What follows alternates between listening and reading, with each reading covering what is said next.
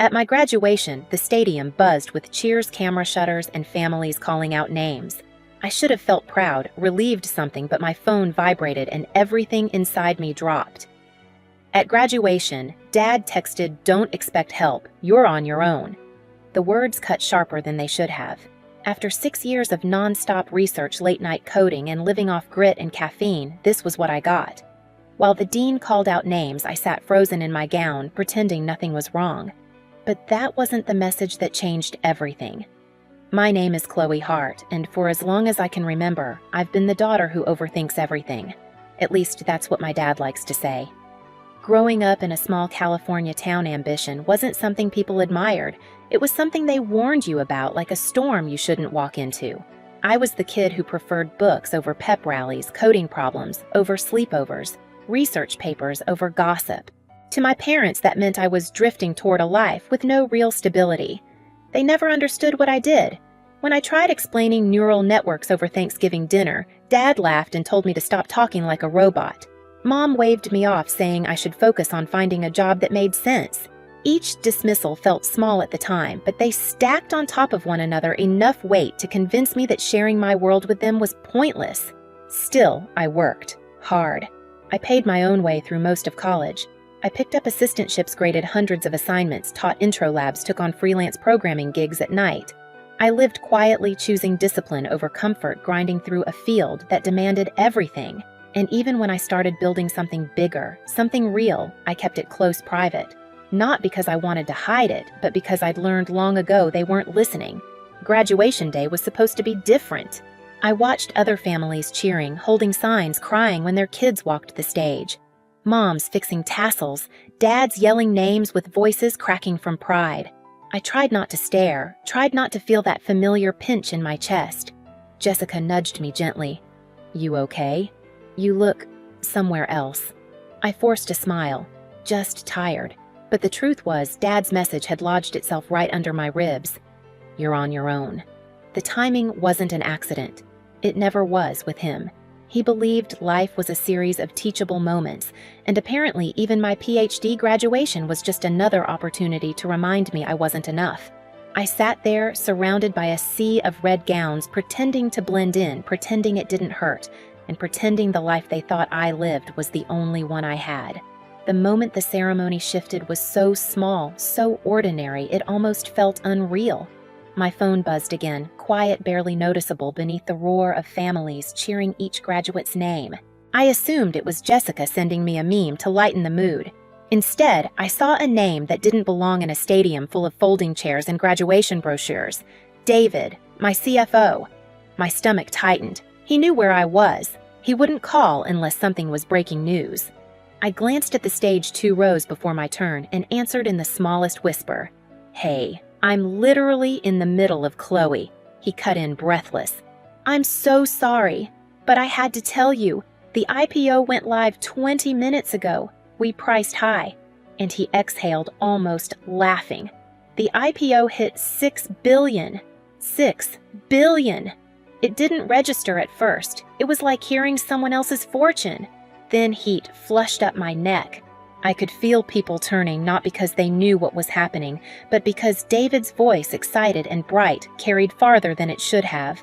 Behind me, someone whispered, "Did he say billion?" Jessica's head snapped toward me. "Chloe, what was that?" I didn't answer. Couldn't. My heart was pounding too loudly. David kept talking, unaware of the crowd that was slowly tilting toward me like a field of sunflowers. "We're trending on every financial site. Investors are pouring in. Chloe, we did it. The word hit harder than the numbers. For years, I'd hidden the company behind long nights, research meetings, silent work. And now, in the middle of the one place my parents believed I didn't belong, my secret life had burst into the open.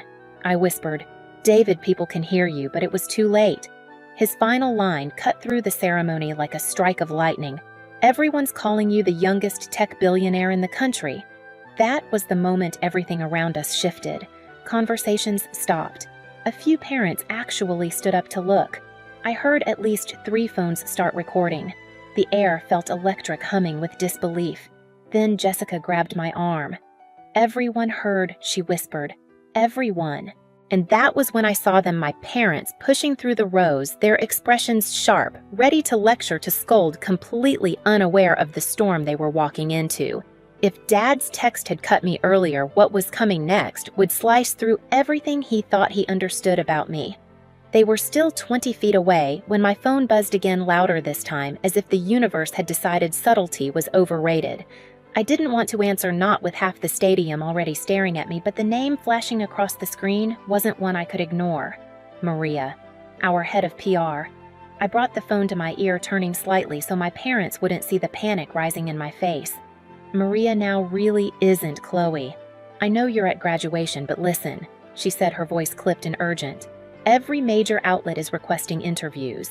Business Daily wants a sit-down tonight. We've already been contacted by morning shows. Your name is everywhere. My breath hitched. Maria, keep your voice down, but she didn't. They're calling your valuation unbelievable. $6 billion and climbing. This is historic. A ripple of gasps moved through the rows around me. Jessica pressed a hand over her mouth. Chloe? They heard her too. Mom and Dad were close enough now that I could see the lines tightening around Dad's eyes, that familiar storm-brewing expression he wore when he was gearing up to set me straight. He had no idea the ground beneath him was about to disappear. Maria continued, her voice spilling into the open air like a confession dropped in church. You're going to need to approve statements. Your inbox is exploding. Multiple universities want partnerships. This is huge, Chloe.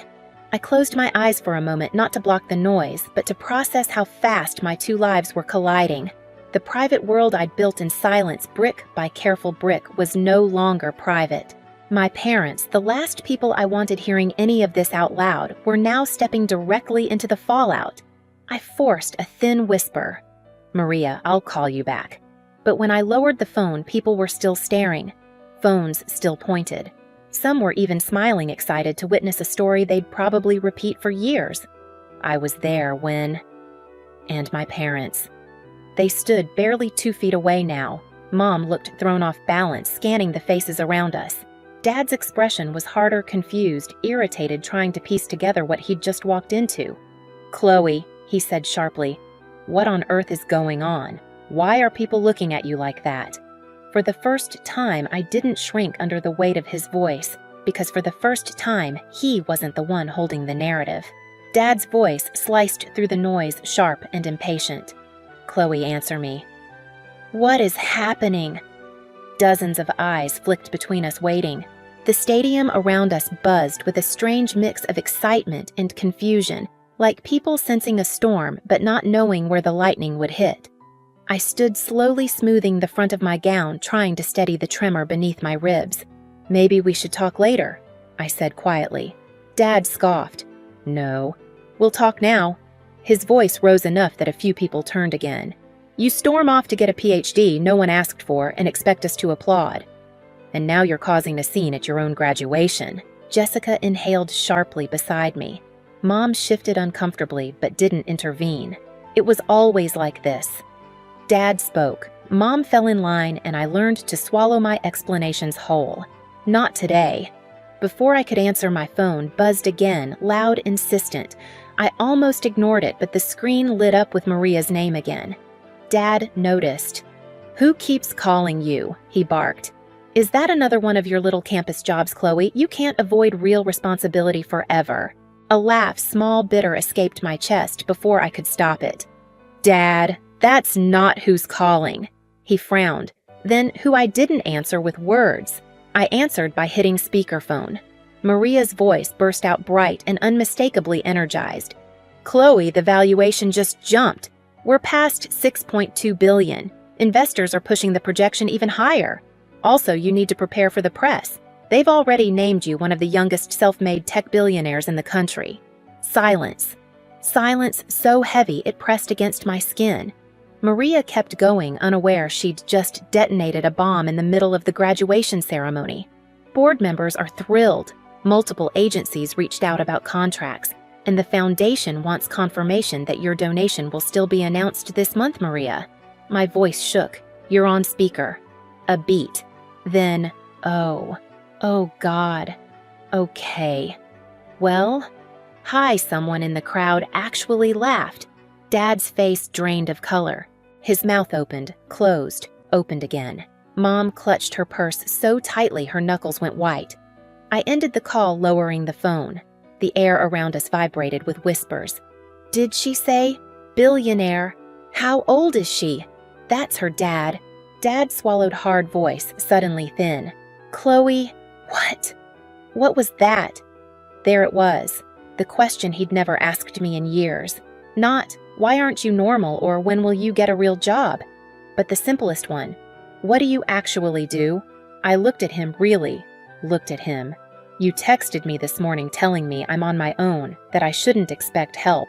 I held his gaze. Dad, I haven't needed your help for a long time. His brow furrowed confusion, battling with pride and something like fear. I don't understand. I know, I said softly, because every time I tried to tell you about my work, you shut me down. You thought I was wasting my life. You never listened long enough to see what I was building. Mom finally spoke, her voice trembling. Chloe, sweetheart, we didn't know. I know you didn't, I replied, because you never asked. A wave of murmurs moved through the crowd. Dad shifted, visibly uncomfortable under strangers' eyes. I reached into my bag and pulled up several entries on my banking app, the anonymous payments, the help with bills, the support I'd quietly sent home over the last 4 years. I turned the screen toward them. These were me, I said. All of them. Mom covered her mouth. Dad leaned in, squinting. You paid these? Yes. But why didn't you tell us? Because you always told me I couldn't take care of myself, I said. So I figured you'd never believe I could take care of anyone else. Mom's eyes filled with tears. Dad stared at the phone as if it were a detonator. And one more thing, I added, feeling a steadiness rise through me. I did get a real job. I built one. The press arrived, then cameras, microphones, people shouting my name. The security team stepped in to control the crowd. Dad flinched as flash after flash went off. A reporter stepped forward. Chloe Hart, can you confirm the IPO numbers? Are you officially a billionaire? Dad turned toward me slowly, expression collapsing. There it was, the moment the thumbnail had promised. Dad's face when he realized his helpless daughter just became a billionaire. I inhaled deeply. I didn't want revenge that humiliated him. I wanted truth. So I spoke clearly, without anger, without triumph. Yes, I said. The company I founded reached a valuation of over $6 billion today.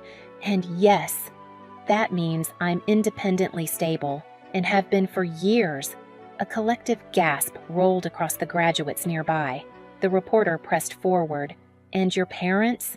How do they feel about your success? I could have said anything. I could have thrown them under the bus. But revenge isn't violence, it's clarity. They're here today, I said. And we're all still processing.